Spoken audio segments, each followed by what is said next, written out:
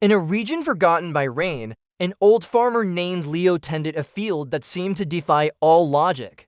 While his neighbors' lands grew parched and cracked, his was a vibrant tapestry of life. Sunflowers shaded lettuces, beans spiraled up cornstalks like living totems, and the air was thick with the scent of herbs and rich, fertile earth. His neighbors struggled buying expensive seeds and fighting depleted soil. Leo's field, however, just grew. His secret? He didn't just farm, he asked questions. Natural farming, he'd say to anyone who asked, begins when you stop asking, how can I get more from this land? And start asking, what does this land want to become? His first principle was simple, the forest as a model. One day, a discouraged young farmer named Marco came to him for advice. Leo didn't give him a lecture. He took him for a walk to a small grove at the edge of his property. Look, Leo said, his voice quiet but firm.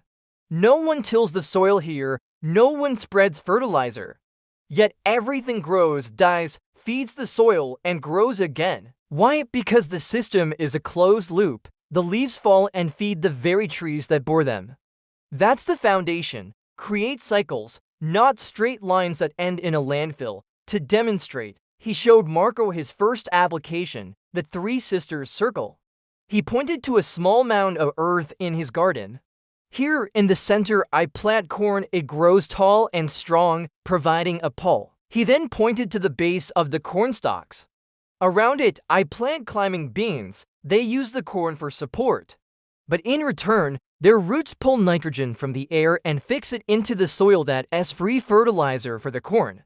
Finally, he gestured to the sprawling plants at their feet, and here, I sow squash. Their large, spreading leaves shade the ground, keeping it moist and smothering weeds.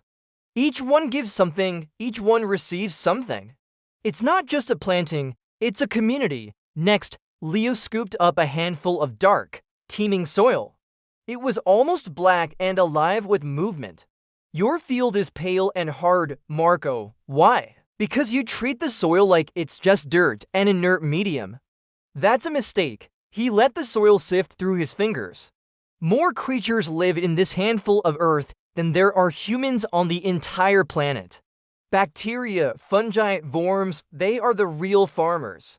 Our job isn't to feed the plants directly, it's to feed these tiny farmers. And how do we do that? With organic matter, always. Compost, mulch, green manures, we lay them on top of the soil. We never use chemical fertilizers that burn them and destroy their world. Leo's main tool wasn't a plow or a sprayer. It was an old, dog-eared observation notebook. He didn't follow a rigid planting calendar.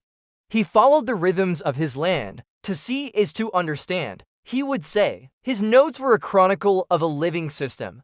Aphids are on the fava beans, but not on the ones planted next to the dill. The ladybugs arrived a week after the wild sorrel flowered. You see, he explained, you don't need to eradicate a pest. That's the language of war. Instead, you disrupt its ecosystem. You introduce a plant that attracts its natural predator.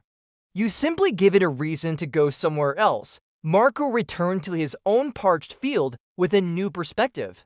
For the first time, he looked at his land and asked a real question. What do you truly want? He stopped the deep tilling that broke the soil's structure and killed its life. He planted strips of wildflowers to attract beneficial insects. He even let one patch of his field go completely wild, just to see what would happen. The first year was modest, the changes were small.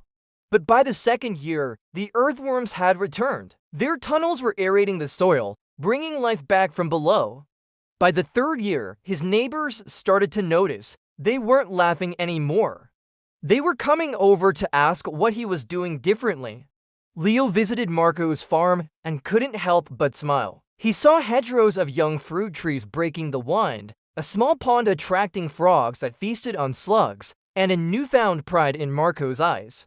You see, the old man said, placing a hand on Marco's shoulder.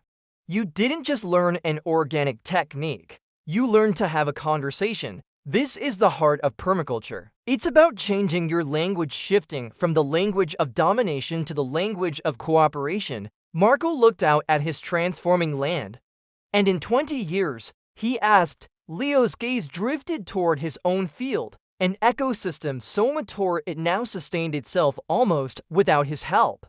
In 20 years, he replied, the greatest sign of your success won't be your yield. It will be that your land is richer, more alive, and more resilient than the day you started. You won't have depleted its capital, you will have created it. For yourself and for everyone who comes after you. He paused, letting the weight of the words settle.